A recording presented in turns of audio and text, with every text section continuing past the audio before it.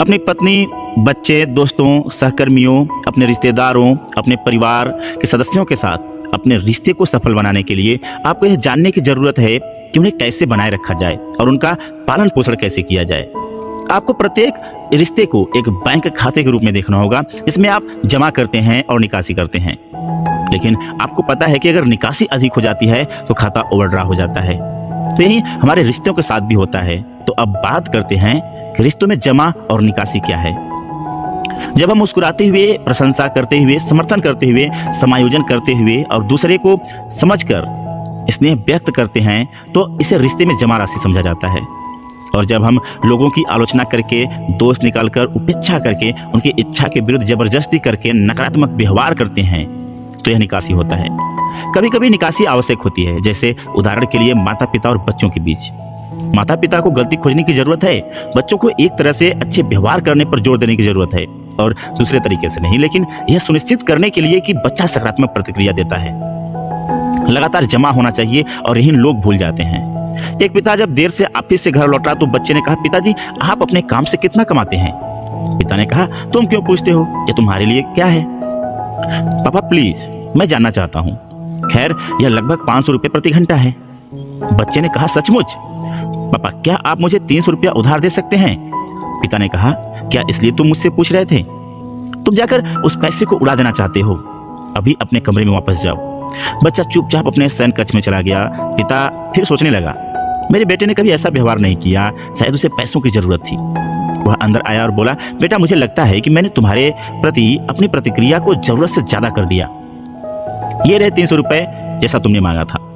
बच्चे ने भी अपने तकिए के नीचे से 200 रुपए निकाले, पिता के 300 रुपए लिए और कहा, पापा क्या मैं आपके 1 घंटे का समय खरीद सकता हूँ?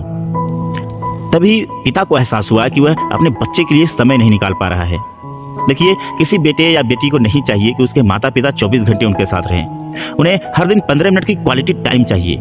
लेकिन जब माता पिता उन राशियों को जमा करने में विफल रहते हैं तो वह विद्रोह करना शुरू कर देते हैं। इसी तरह कारपोरेट स्थितियों में भी आपको अपने अधीनस्थ की आलोचना करने की आवश्यकता हो सकती है, लेकिन सुनिश्चित करें कि यह 4 डिपॉजिट के बीच सैंडविच होना चाहिए।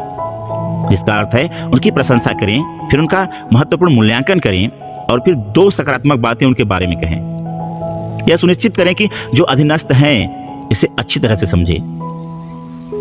देखिए, शादी के रिश्ते में क्या होता है, जब पहले लोग शादी में जुड़ते हैं तो वे दूसरे के प्रति अत्यधिक सचेत होते हैं और वे विनम्र व्यवहार करते हैं, वे कोमल और विनम्र होते हैं। लेकिन जैसे जैसे समय बीतता है वे दूसरे को हल्के में लेने लगते हैं और फिर रिश्ते में खटास आ जाती है और तलाक तक की नौबत आ जाती है। वाशिंगटन विश्वविद्यालय के एक शोधकर्ता जॉन गॉटमैन ने विवाहित जोड़ों के साथ एक शोध किया और 5 संबंधी 1 के सुनहरे अनुपात को बताया। उन्होंने कहा कि किसी भी वैवाहिक रिश्ते को सकारात्मकता के साथ जीने के लिए किसी भी एक नकारात्मक बात के लिए कम से कम 5 सकारात्मक बातचीत होनी चाहिए। इसलिए संबंधों के बैंक बैलेंस की यह अवधारणा है। महसूस करें कि संबंधों के लिए प्रयासों की आवश्यकता होती है।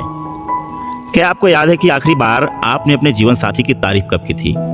आपने कितनी बार अपने बच्चों के साथ समय बिताया था? पिछली बार कब आपने अपने रिश्तेदार या सहकर्मी की सराहना की थी? उनकी गलतियों के लिए उनकी खिंचाई करने से पहले 5 संबंधी 1 के अनुपात को याद रखें। रिलेशनशिप अकाउंट बनाएं और डिपॉजिट बढ़ाएं। अपने व्यवहार को प्रशंसा, मुस्कान और सच्ची चिंता से सजाएं, जिससे तनाव कम होगा और आपके महत्वपूर्ण रिश्ते मजबूत होंगे। यह बिना किसी नुकसान के अप्रिय वापसी को अवशोषित करने की अनुमति देगा। सफल संबंधों के लिए यह भावनात्मक बैंक खाता सूत्र है। तो अब बात आती है कि हम रिश्तों में जमा कैसे करते रहेंगे। देखिए, रिश्तों में अपनी जमा पूंजी बढ़ाने का एक अच्छा तरीका है कि आप दूसरों के नजरिए को आजमाएं और समझें। एक कहानी मैं आपको सुनाता हूँ। गणित पढ़ाने वाले एक शिक्षक ने एक छात्र से पूछा, 2 + 2 कितने होते हैं? छात्र शिक्षक को खाली देखता रहा। शिक्षक ने फिर उससे आम दिखाए और कहा, ठीक है सुनो मेरे बच्चे, अगर मैं तुम्हें 2 आम दूं और फिर 2 और आम दूं तो तुम्हारे पास कितने आम होंगे? बच्चे ने कहा, सर मेरे पास 5 आम होंगे। शिक्षक भ्रमित हो गया। देखो, 2 आम 1 + 1, 2 और आम के लिए 1 + 1। अब मुझे बताओ कि तुम्हारे पास कितने आम होंगे? बच्चे ने कहा, सर मेरे पास 5 आम होंगे। शिक्षक थोड़ा निराश हो गया। उसने कहा, ठीक है फिर से कोशिश करते हैं। मैं तुम्हें 1 + 1 संतरा दे रहा हूँ, यहाँ 2 और संतरे दे रहा हूँ। तुम्हारे पास कितने संतरे होंगे? बच्चे ने कहा, सर 4।